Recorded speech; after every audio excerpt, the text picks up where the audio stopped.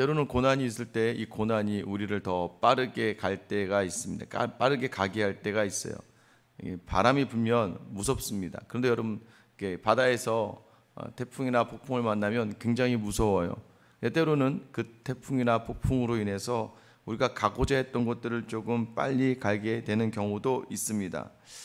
때로는 고난 속에서 헤어나오지 못할 때도 있어요. 그 태풍이 도움이 되는 사람이 있고 오히려 그 태풍을 맞서다가는 넘어지고 쓰러질 때도 있습니다. 어떻게 보면 우리 삶의 자리가 고난의 연속이다라고 하는 것을 우리는 알고 있어요. 오늘 살아가는 이삭의 이야기도 마찬가지입니다.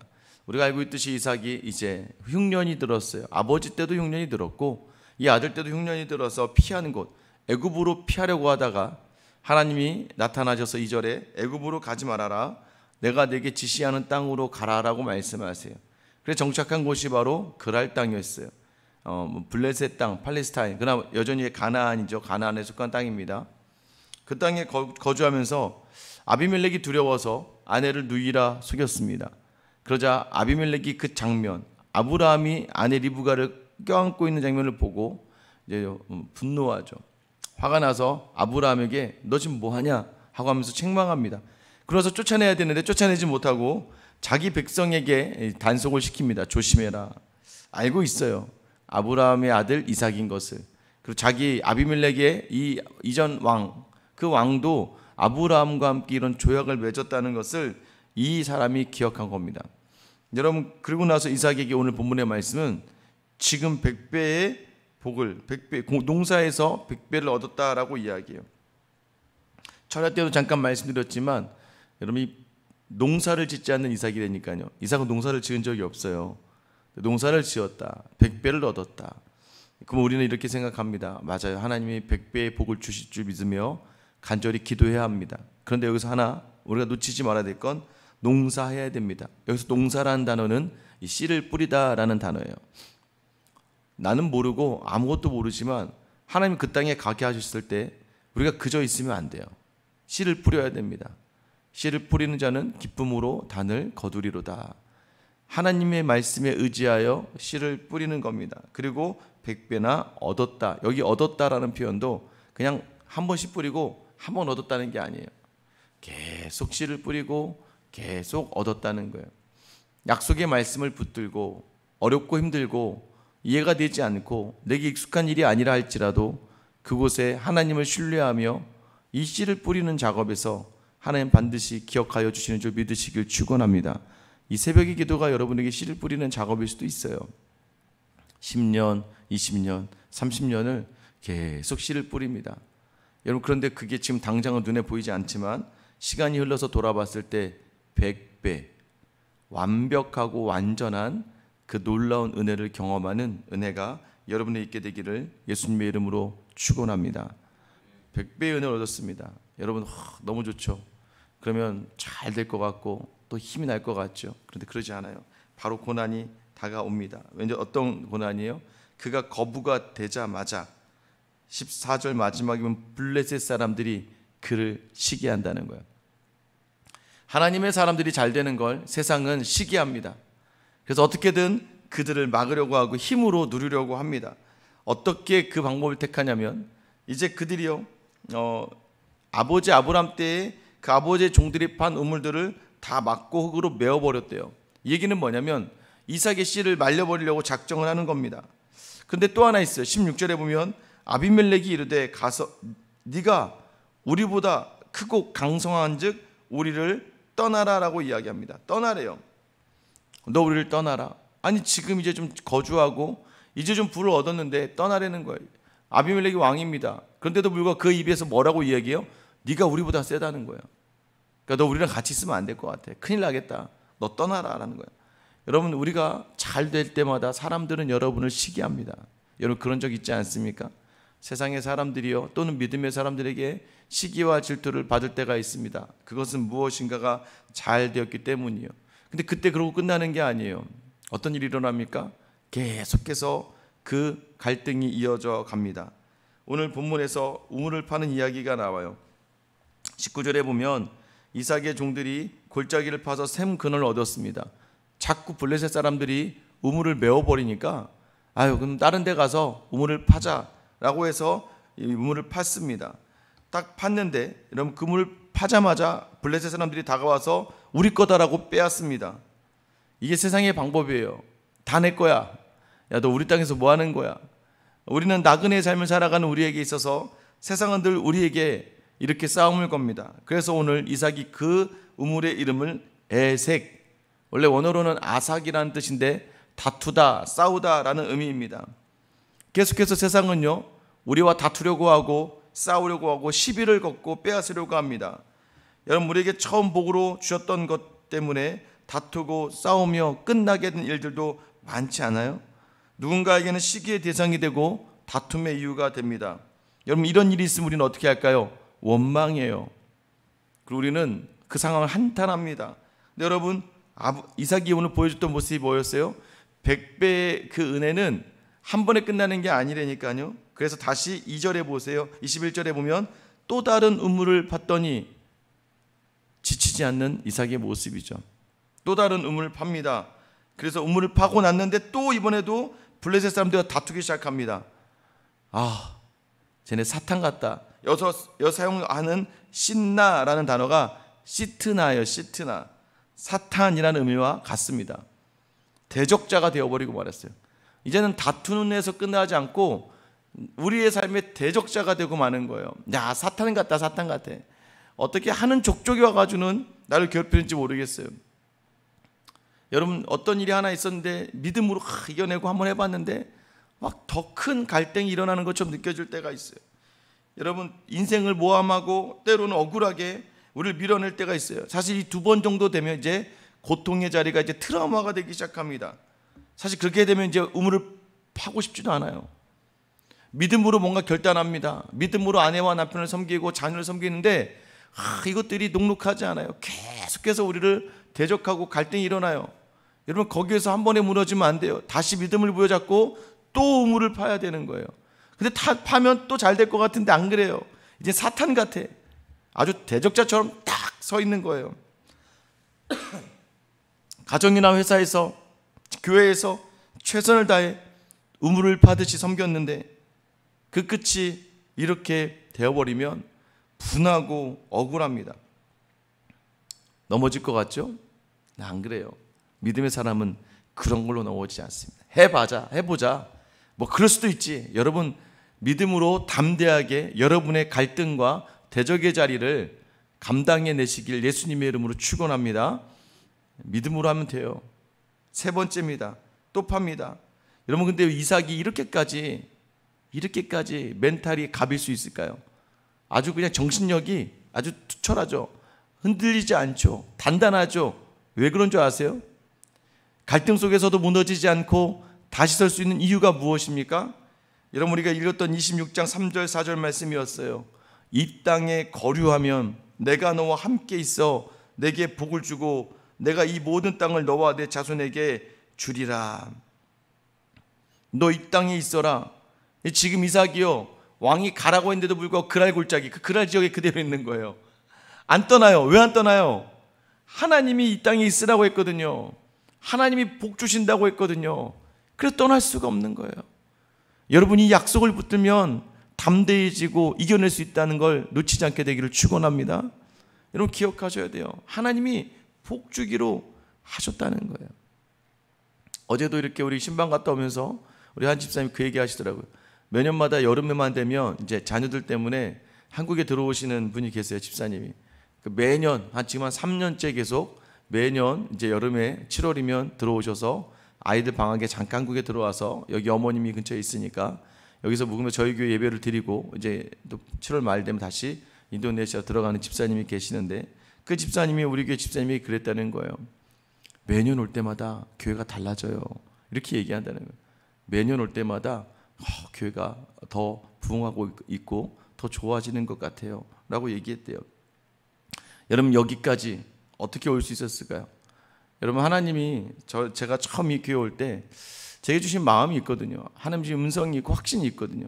저도 음성 붙들고 이 자리에 왔고 하나님이 함께 하실 거는 확신을 가지고 중간중간마다 계속해서 에색과 시트나 같은 계속되는 대적과 갈등이 있고, 여러분, 그런데 그 자리를 계속 버틸 수 있는 이유가 무엇입니까?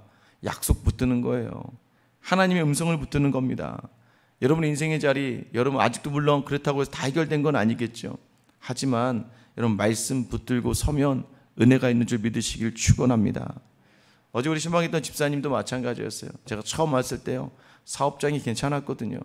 그런데 갑자기 그 사업을 정리하고 더 좋은 아이템이 있어서 옮겨놨는데 그 뒤로 한 6년 동안을 계속해서 뭔가 정처 없이 자리를 잡지 못하고 좀 어렵고 힘들었습니다. 근데 어제 우리가 개업 예배를 드리러 가면서 그 사무실을 보면서 얼마나 다들 놀라고 다들 얼마나 기뻐했는지 몰라요. 정말 그리고 또 좋은 그런 사업의 자리들, 준비되어 있는 자리들이 너무 감사했어요. 그래서 모두가 예배드린 분들이 그분을 아니까 다 같이 기뻐하더라고요. 6년의 시간 그 집사님께서 말씀하시기를 말씀이 자신을 붙드는 거예요. 힘들고 어려운 순간을 감당할 수 있었던 이유들, 지치고 고날 때마다 말씀으로 살아냈던 자리들, 작년에 제주훈련을 받으면서 최선을 다해서 말씀을 묵상하고 여전히 지금도 아침마다 말씀을 묵상하면서 하루를 살아낼 수 있는 것, 그때 또 하나님은 우리에게 기회를 주십니다. 여러분 흔들리지 마세요. 약속 붙드는 거예요. 내게 주신 약속의 말씀을 붙들고 그 말씀을 붙들고 담대히 나아가는 여러분 되시길 축원합니다. 그럼 어떤 은혜를 주세요? 22절 뭐라고 되어 있습니까? 이삭이 거기서 옮겨 다른 우물을 봤더니 그들이 다투지 아니하였으므로 그 이름을 르호봇이라 하여. 이제는 3번 우물 파서 물이 나오니까 아무도 다투지 않았습니다. 여러분 왜 이게 대단하냐면 고대 근동이에요. 우물 하나 파면 도시 하나가 생깁니다.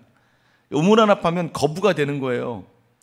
근데 보통 이 당시에 100번에서 1000번 정도 돼야 한 번 물이 나올까 말까 했대요. 여러분 생각해 보세요. 그런데 이삭이 우물을 팠다 하면 물이 나오는 거예요. 한 번, 운 좋았네. 물 나왔네. 뺐자. 2번, 줘봐. 또 우물 나와서 뺐자. 3번, 그때는 어떻게 돼요? 두려워지는 거예요. 쟤는 누구냐 도대체? 쟤는 정체가 뭐냐? 여러분, 르호봇, 라하브라는 단어예요. 넓혀주시는, 넓히다. 그 지경을 넓히다 할 때 이 단어가 쓰입니다. 넓혀주신다. 여러분, 그러니까 우리는요, 이 땅은, 이 세상을 뭐라고 이야기하냐면, 제로섬 게임이라고, 제로섬 게임. 그게 뭐냐면, 정해져 있는 곳에서 서로 빼앗고 뺏는 게임이라고 이야기해요. 그래서 세상의 사람들은요, 이 경쟁률이 있잖아요. 뭐 휴대폰 시장도 경쟁률이 있어서 서로 몇 프로 빼앗잖아요. 근데 여러분 세상은요, 정해진 걸 빼앗지만 하나님은요, 없는 걸 주시는 분인 줄 믿으시길 축원합니다. 하나님은요, 그 파일을 확 만들어 버리시는 분이에요. 그러니까 우리는요, 한정되어 있는 그 세상의 제로섬을 바라보며 살아가면서 뺏기 위해 사는 사람이 아니라 하나님이 주시는, 하나님이 만들어 가시는 우리의 지경을 확장시켜 가시는 그 복을 바라보며 사는 사람인 줄 믿으시기를 축원합니다. 여러분 그렇게 살아가야지 믿음이 능력이 있는 거 아니겠습니까? 아니 뭐 여기 뭐 이 도시 안에서 하나님의 뭐 교회 들어올 때 만약에 여러 가지 생각을 했다면, 아니 뭐 인원 뻔한데 거기서 교회가 100개고 뭐 500명 100명 나눠 먹고, 여러분 그게 아니에요. 하나님의 방법은 무엇입니까? 교회 다니는 사람들 여기 있는 교회 저기로 가고 좀 더 좋은 교회로 가고 좀 더 편안한 교회로 가고, 여러분 그게 중요한 게 아니에요. 하나님의 방법은 무엇입니까? 믿음이 없는 사람들이 믿음을 갖게 하는 놀라운 은혜가 있는 거예요. 여러분 우리 교회도 마찬가지 아닙니까? 한 분이 전도가 돼요. 근데 그분이 살아내요. 살아내니까 가족이 전도가 되고, 또 가족이 전도가 되면서 그 보고 있는 친구가 전도가 되고, 여러분 그게 여러분 하나님의 방법이라는 거예요. 우리의 생각과 다르게 우리의 지경을 넓히시는 하나님. 여러분 고난은 계속해서 있습니다. 여러분 계속해서 세상은 그 한정될 거 가지고 싸우라고 이야기해요. 너네가 싸워서 이겨야 된다. 그래서 무조건 열심히 살아야 되고 무조건 잘 살아야 된다고 이야기하는데 그게 아니에요. 우리는 무조건 열심히 해도 하나님 안에서 열심히 해야 되고, 잘 살아도 말씀 안에서 잘 살 수 있어야 되는 거예요. 그게 우리가 살아가는 방법입니다. 여전히 세상은요, 여러분과 싸우고자 해요. 여러분과 빼앗고자 합니다. 근데 여러분, 우리는 넉넉하게 나눠줄 수 있는 이유가 무엇이에요? 하나님이 넓혀서 주시니까. 아니, 좁은 거 가지고 싸우는 게 아니고, 우리는 여러분 믿음의 삶은 그래서 통이 넓어야 되고 깊어야 돼요. 나는 이 땅의 것으로 싸우지 않아. 왜? 없는 것도 있게 만들어 주시는, 무에서 유를 창조하시는, 세상에는요 무에서 유를 창조할 수가 없어요. 뭐 설교도 다 거기서 거기입니다. 여러분 뭐 뭐 남의 설교를 안 보고 베낄 수가 없죠. 다 책 보고 하는 건데, 주석책, 설교집. 여러분, 어떤 목사님들이 뭐 아무도 듣지도 못하고 한 번도 보지도 못한 설교를 하는 분이 어디 있겠습니까?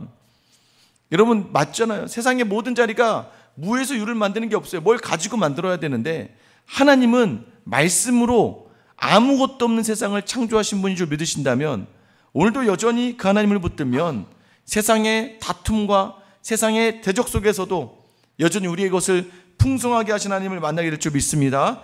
여러분, 우물을 팔 때마다 하나님이 함께 하셨다. 하나님이 만들어 가신 자리를 놓치지 마셔야 돼요.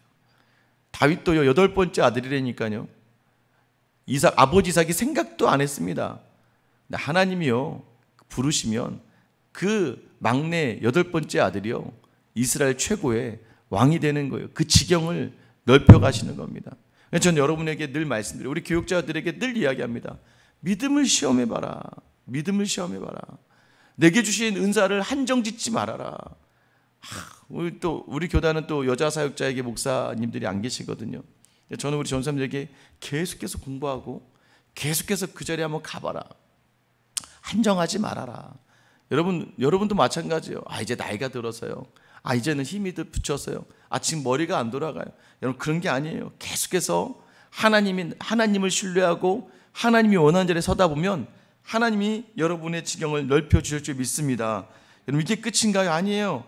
여러분, 이삭을요 브엘세바로 가게 하십니다. 브엘세바 7개의 우물이라는 뜻이에요.